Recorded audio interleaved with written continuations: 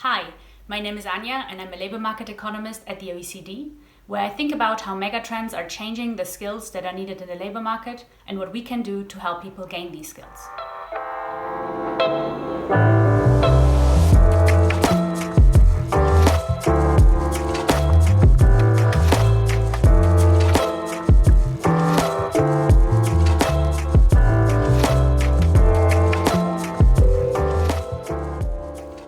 Well, we know that technology is changing the jobs that are available and how they're done.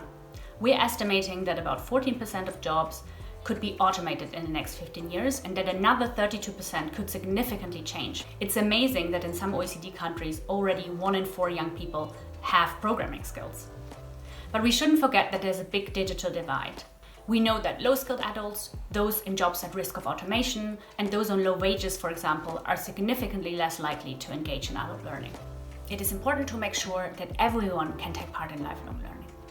This means breaking down the barriers to participation and providing comprehensive support to individuals, including financial support. It also means meeting them where they're at.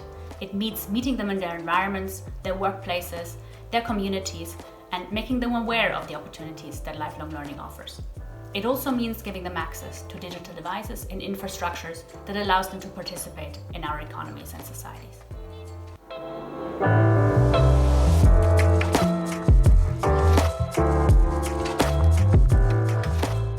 Reskilling is a huge challenge for all countries.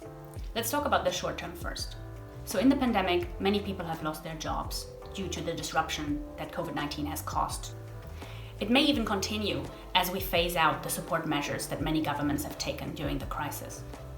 So what is needed now is that governments need to support these people to retrain in growing sectors. In the longer term, governments need to create future-ready adult learning systems that help people adapt. Governments also need to think about how they can make young people lifelong learners. Many young people today are digital natives. They know how to deal with technology. But technology changes over time. Keeping an open mind, having the ability to learn, and the skills to adapt to these changes will be critical for our societies and economies.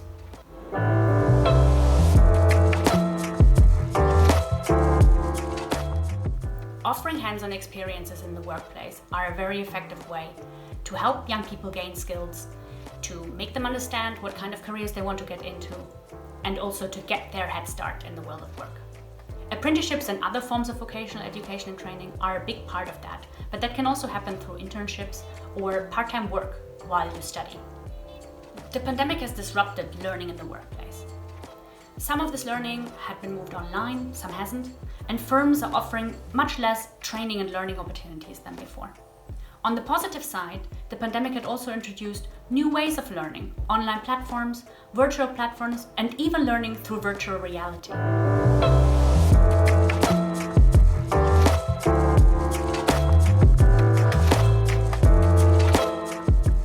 The digital divide cannot be solved by governments alone.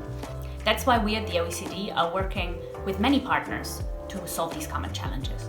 This includes our member countries, but also other partner countries, other international organizations. It includes social partners, so that means employer organizations and trade unions.